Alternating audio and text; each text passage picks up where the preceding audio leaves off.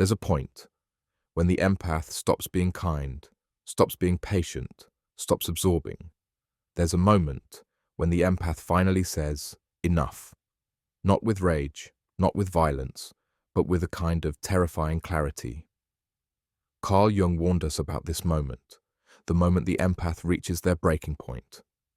And if you've been there, you know what it feels like. You don't explode, you don't beg, you just leave. But inside, something sacred shifts. Let's talk about it. For most of your life, you were the understanding one. You gave people the benefit of the doubt. You forgave before they asked. You stayed calm when others lost it. You rationalized every outburst, softened every blow, and took on emotions that weren't even yours. Why? Because you're an empath. You feel more. And somewhere deep down, you believed your role was to absorb the storm, to regulate everyone else's chaos, even if it meant silencing your own. But Carl Jung had a warning. He said, the most terrifying thing is to accept oneself completely. And for empaths, this often means accepting the parts of themselves they were trained to suppress: anger, resentment, boundaries, truth, because being nice became survival, being needed became identity, being selfless became worth, until it didn't, until you reach the day when being silent hurts more than speaking up, when being agreeable starts to feel like betrayal, when your nervous system says, I can't do this anymore. That is the empath's breaking point. It doesn't happen overnight. It builds slowly, moment by moment, boundary by broken boundary. You forgive the first time, you give grace the second time, you swallow your pain the third. But eventually, your body keeps the score. Your chest tightens around people you used to love. Your gut twists when you read their messages. Your smile fades mid-conversation. And one day, you don't recognize yourself anymore. You're tired, not just physically, but spiritually. And that fatigue, it's not weakness. It's your soul saying, something has to change. Jung believed the soul sends us messages through symptoms: fatigue, anxiety, irritability, numbness, not to punish us, but to wake us up. Because the empath's curse is not just feeling too much, it's carrying what isn't yours. And the moment you realize that, everything shifts. You start asking, why do I attract these people? Why do I always have to be the strong one? Why am I afraid to say what I really feel? These questions don't destroy you, they liberate you.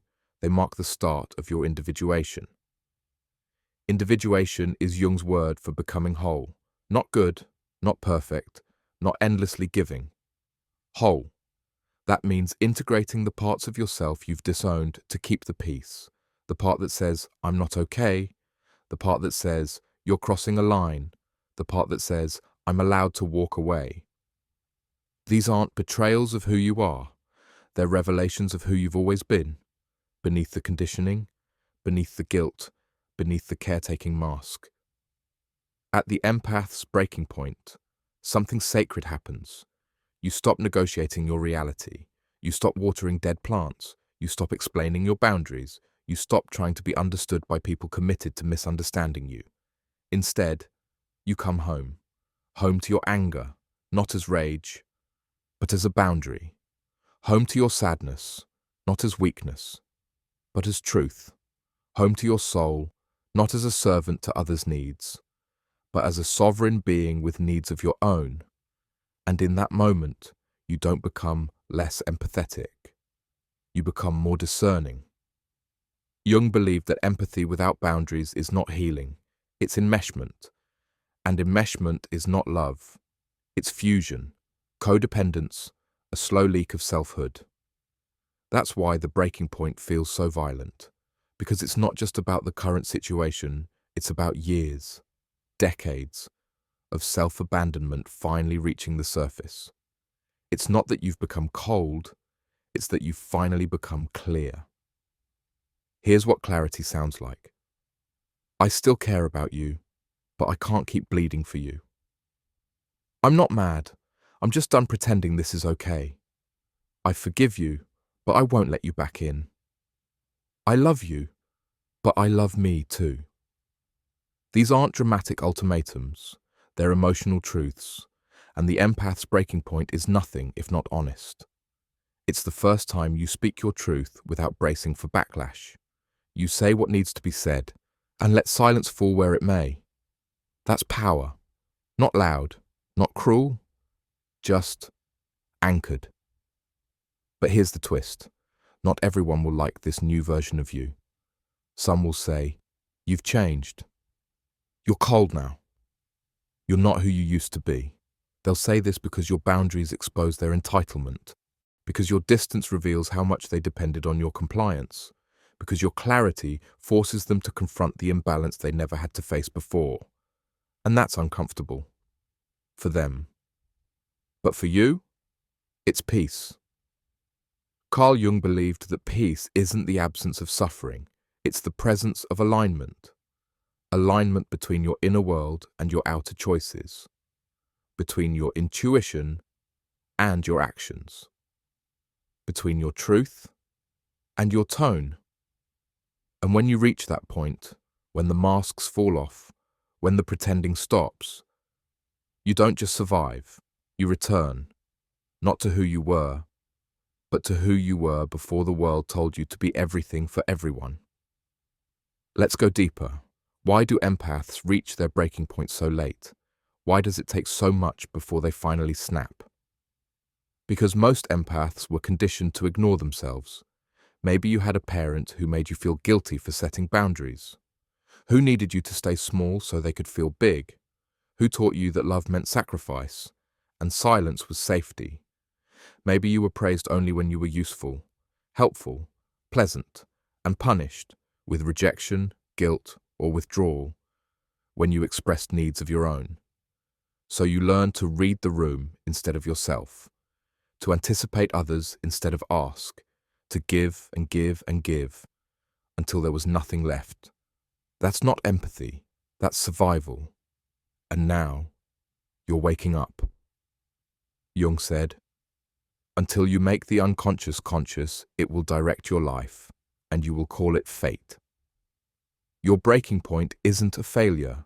It's your unconscious becoming conscious. It's your soul saying, "I refuse to be the container for everyone else's unprocessed emotion. I am done regulating other people's nervous systems at the expense of my own. I am not here to be consumed. I am here to be." This isn't bitterness, it's self-recognition. After the breaking point, life changes. You start losing people, but you realize you're not really losing them. You're just no longer performing the role they depended on. You stop reaching out first, stop apologizing for your tone, stop cushioning your boundaries in soft language. And guess what? Some people fall away, but the ones who stay see you more clearly, not as the emotional sponge, but as a whole person. And that's when real connection begins. You may find yourself spending more time alone. At first, it feels strange.